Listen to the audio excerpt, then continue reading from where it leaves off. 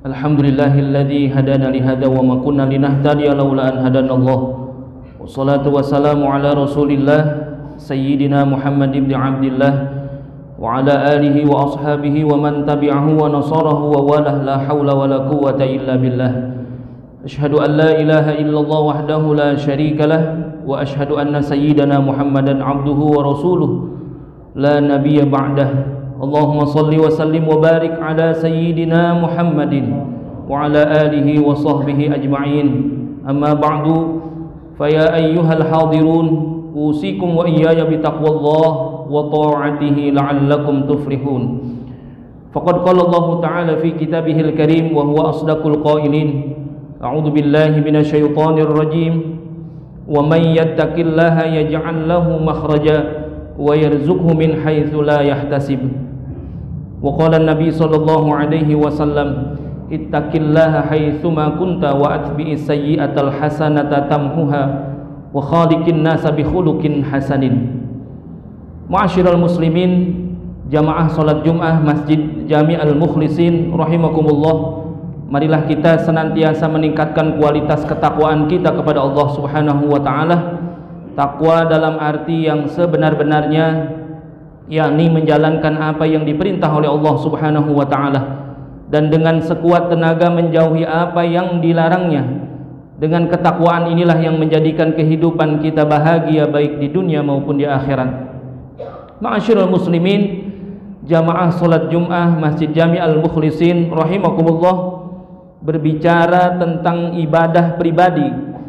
Barangkali kita sudah maklum semuanya, yaitu seperti salat, puasa, baik yang wajib maupun yang sunnah. Level dan kualitas Nabi dan para sahabatnya dalam menjalankan ibadah-ibadah ini tentu saja sudah tidak diragukan lagi. Ketulusan dan kehusyuan mereka tidak bisa ditandingi oleh siapapun dari generasi umat ini. Maka dari itu mereka disebut sebagai generasi terbaik dalam perjalanan Islam. Begitu juga ibadah sosial yang telah dilakukan oleh generasi tersebut dapat menjadi inspirasi bagi generasi berikutnya, termasuk generasi kita hari ini. Di antara contoh yang cukup fenomenal yang dilakukan Nabi dan para sahabatnya adalah tidak melakukan balas dendam kepada kafir Quraisy pada saat penaklukan kota Mekah. Dalam kitab sejarahnya Imam Ibnu Katsir Al-Bidayah wan Nihayah dikisahkan, qala ya ma'syara Quraisyin ma tarawna anni fa'ilun fikum, qalu khaira akhun karimun wa ibnu akhin karimin, qala idhabu fa antumut talaqa. Nabi bersabda, wahai kaum Quraisy, apa pendapat kalian yang akan aku lakukan terhadap kalian? Mereka menjawab, kebaikan wahai saudara yang mulia dan putra saudara yang mulia. Nabi bersabda, pergilah, kalian terbebas dari hukuman. Kita semua sudah pasti tahu bagaimana gangguan, teror dan siksaan yang dilakukan kaum kafir Quraisy kepada Nabi kita Muhammad sallallahu alaihi wasallam dan para sahabatnya selama di Mekah. Bahkan ketika di Madinah pun mereka tetap mengejar dan membuat sekutu dari agama lain seperti Yahudi untuk menyerang Nabi kita Muhammad sallallahu alaihi wasallam beserta para sahabatnya. Ma'asyiral muslimin, jamaah salat Jumat Masjid Jami' Al-Mukhlisin rahimakumullah, namun itu semua tidak membuat Nabi dan para sahabatnya berkeinginan untuk membalas dendam. Pada saat tragedi Fathu Mekah, Nabi malah menegaskan bahwa kaum Quraisy merdeka dan terbebas dari berbagai sanksi. Para sahabat pun ketika mendengar pernyataan Nabi juga tidak ada yang membantahnya. Mereka langsung mematuhi Nabi kita Muhammad sallallahu alaihi wasallam, meskipun tidak sedikit dari mereka yang pastinya mempunyai rasa marah atas kelakuan kaum kafir Quraisy. Padahal seandainya Nabi dan para sahabatnya mau memberikan hukuman, tentu tidak akan ada pihak yang berani memprotes, atau setidaknya Nabi dapat menjadikan mereka sebagai budak, sebab momen itu kekuasaan sepenuhnya berada di tangan umat Islam. Namun Nabi hendak mengajarkan kepada umatnya bahwa masing-masing manusia memiliki hak untuk merdeka dan bebas dari hukuman. Ma'asyiral muslimin, jamaah salat Jumat Masjid Jami Al-Mukhlisin rahimakumullah. Selain tragedi bersejarah tersebut, pada kesempatan lain masih banyak sabda dan sikap Rasulullah sallallahu alaihi wasallam yang menunjukkan keberpihakan beliau untuk menjadi manusia merdeka. Seperti sistem perbudakan pada saat itu, Rasul malah mendorong umatnya untuk melepaskan status budak yang melekat pada diri seseorang. Dorongan ini dapat terlihat pada ajaran-ajarannya seperti janji pahala bagi yang memerdekakan budak, memerdekakan budak sebagai denda kafarat bagi pelanggar aturan tertentu, mempermudah merdeka bagi budak mukatab atau menyicil kemerdekaan. Bahkan dalam riwayat Muslim disebutkan, man latama mamlukahu au darabahu fakaffaratuhu au yu'tiqahu. Siapa saja yang menampar budaknya atau memukulnya, maka kafarahnya berupa memerdekakannya. Sabda Nabi ini hendak menegaskan bahwa budak tetaplah manusia, sehingga tidak boleh diperlakukan semena-mena, apalagi menyiksanya. Inilah ajaran Islam yang sejati, yang menjunjung tinggi nilai-nilai kemanusiaan. Budak selaku kasta sosial rendah tetap harus diperlakukan dengan baik dan sopan. Maka bila bermain tangan terhadapnya, sanksinya ialah melepaskan status kebudakannya. Al-Imam Nawawi di dalam kitabnya Al-Minhaj fi Syarah Sahih Muslim mengomentari hadis ini bahwa para ulama bersepakat bahwa hukum memerdekakannya tidak bersifat wajib, melainkan sunnah saja. Meski demikian, kata Imam Muslim, para ulama mengatakan berdasarkan hadis ini agar bersikap baik dan menahan diri untuk menyiksa seorang budak. Bahkan kesunahan memerdekakan budak di sini dengan harapan sebagai penebus dosa atas kezaliman yang dilakukan sang tuan. Artinya, melakukan penyiksaan kepada budak itu adalah suatu perbuatan zalim, dan agama Islam mengajarkan agar kita menjauhi beragam perbuatan zalim.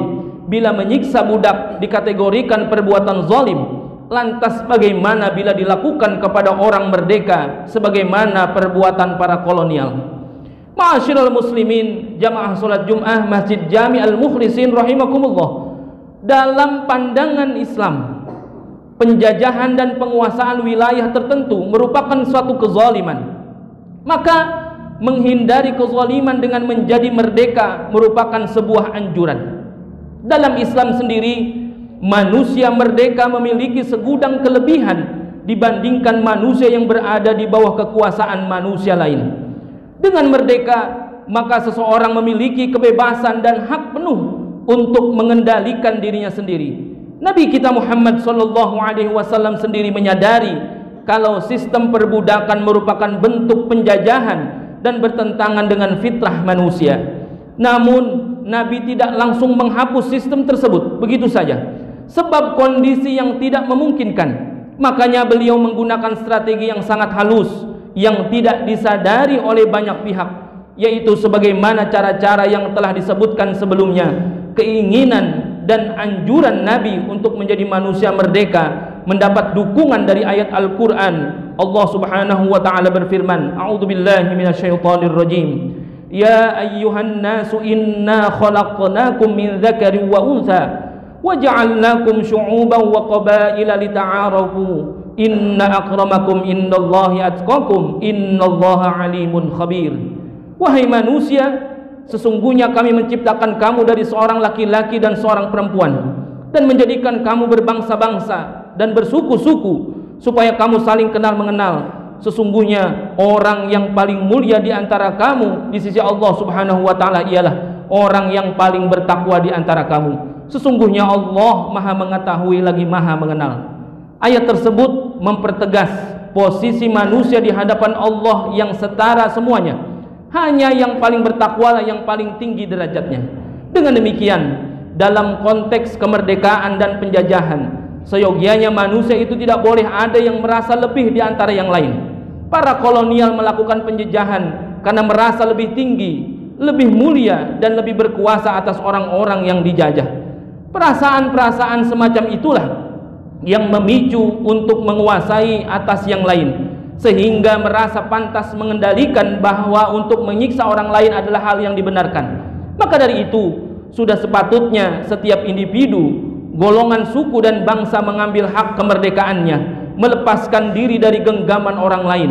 Begitulah kiranya yang menjadi api bagi para pahlawan dan pendiri bangsa ini, agar Indonesia dapat berdiri di atas kaki sendiri. Maka kita selaku generasi penerus mempunyai tanggung jawab untuk merawat kemerdekaan ini, merdeka dalam berbagai sektor, fisik, teritorial, ekonomi, budaya serta pemikiran. Warisan kemerdekaan ini pada hakikatnya amanah dan daripada pendahulu-pendahulu kita, sehingga semoga kita semuanya dapat menjaga amanah ini dengan baik. Amin ya rabbal alamin. Barakallahu li wa lakum fi hadzal yaumil karim, wa nafa'ani wa iyyakum bima fihi minas salati was sadaqati wa tilawatil qur'ani wa jami'i ta'at, wa taqabbala minni wa minkum jami'a a'malina innahu huwal hakimul alim. Aqulu qawli hadza wa astaghfirullah li wa lakum fastaghfiruhu innahu huwal ghafurur rahim.